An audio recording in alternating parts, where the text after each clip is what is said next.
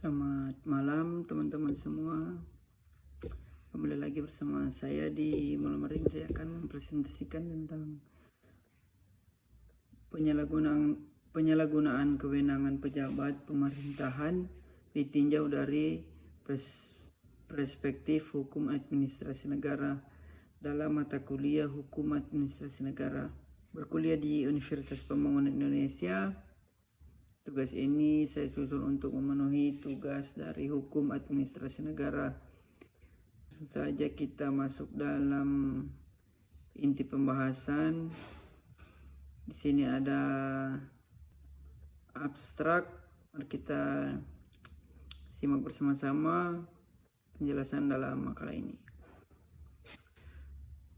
Bentuk kesalahan dalam penggunaan wewenang atau dalam bahasa Inggrisnya misuse of authority sebenarnya merupakan perbuatan yang beda pengertian dengan penyalahgunaan wewenang atau abuse of power, sehingga berkaitan dengan dapat tidaknya dipidana bentuk penyalahgunaan wewenang tersebut.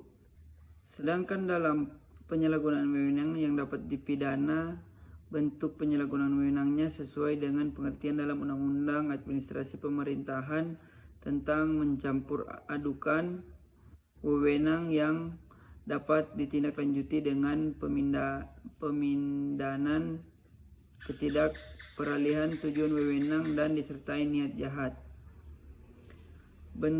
Dalam bentuk kesalahan dengan corak kesengajaan sebagai maksud untuk mencari keuntungan yang merugikan keuntungan negara atau perekonomian negara.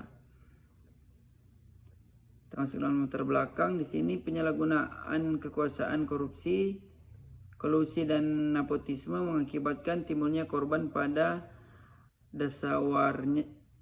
dasawarsa. Ini merupakan topik kajian yang aktual.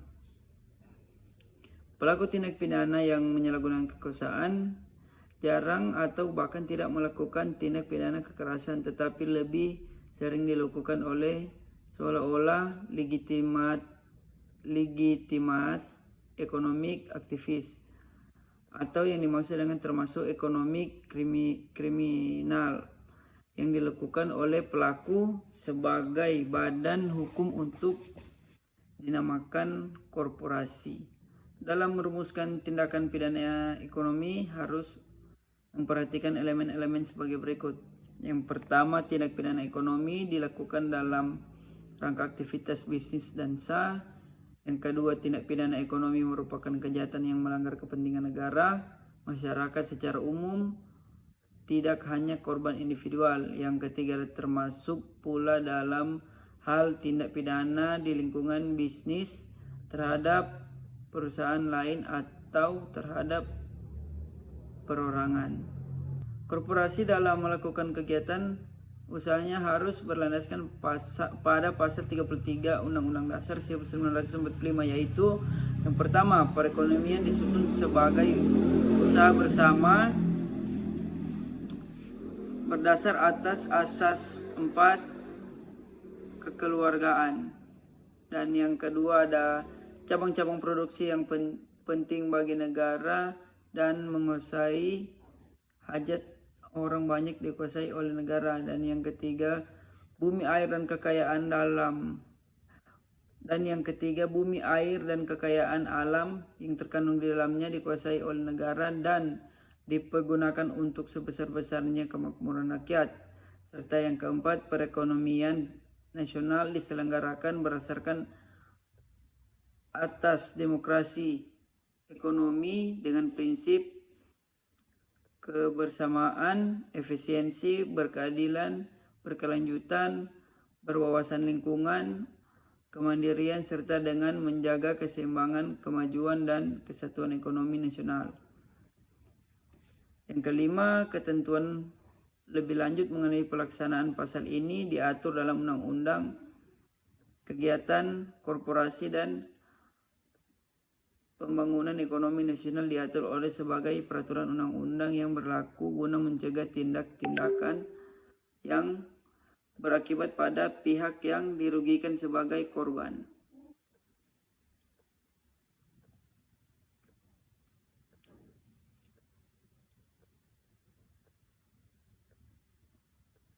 sini ada hasil penelitian dan pembahasan. Yang pertama ada pengaturan penyalahgunaan wewenang dan tindakan pidana korupsi. Dan yang kedua ada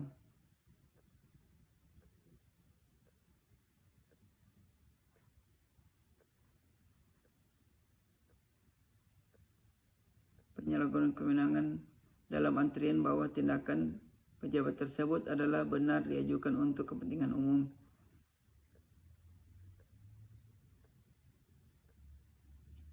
Oke, saya kira cukup untuk pembahasan makalah di malam hari ini. Saya tahu makalah ini masih banyak kekurangan. Di sini saya menyimpulkan bahwa untuk memperoleh kepercayaan atau kebenaran terhadap hasil penelitian, kita harus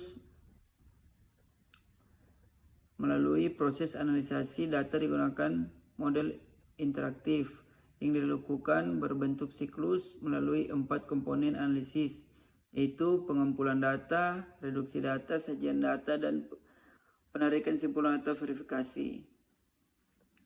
Yang kedua ada saran. Di sini saran saya sebaiknya praktisi hukum, terutama para penyidik dalam menghentikan penyidikan tindak pidana korupsi, apabila atas dasar telah dikembalikannya kerugian keuangan negara, harus membuktikan dan tidak mengabaikan keberadaan pasal 4 yang menjelaskan bahwa pengambilan kerugian keuangan negara tidak menghapus pidananya pelaku.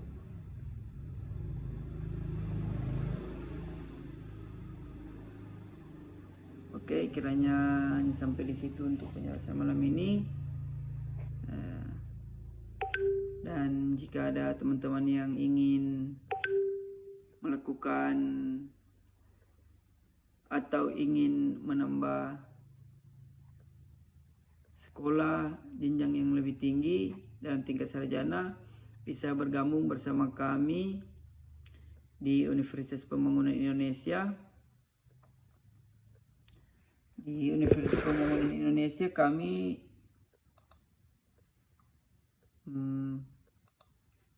mempunyai beberapa fakultas. Yang pertama itu ada Fakultas Teknik, Fakultas Hukum, Fakultas Pertanian, Fakultas Sastra, Fakultas Ilmu Sosial dan Ilmu Politik, serta Fakultas Keperawatan. Bagi teman-teman yang ingin menambah ilmu, mari bergabung bersama kami. Bisa juga lewat pendaftaran online dalam linknya bit.ly/PMB-UNPI 2022, dan bisa langsung juga ke kampus, ke universitas kita, karena pintu selalu terbuka untuk kita semua yang ingin menimba ilmu yang lebih tinggi lagi. Terima kasih, selamat malam.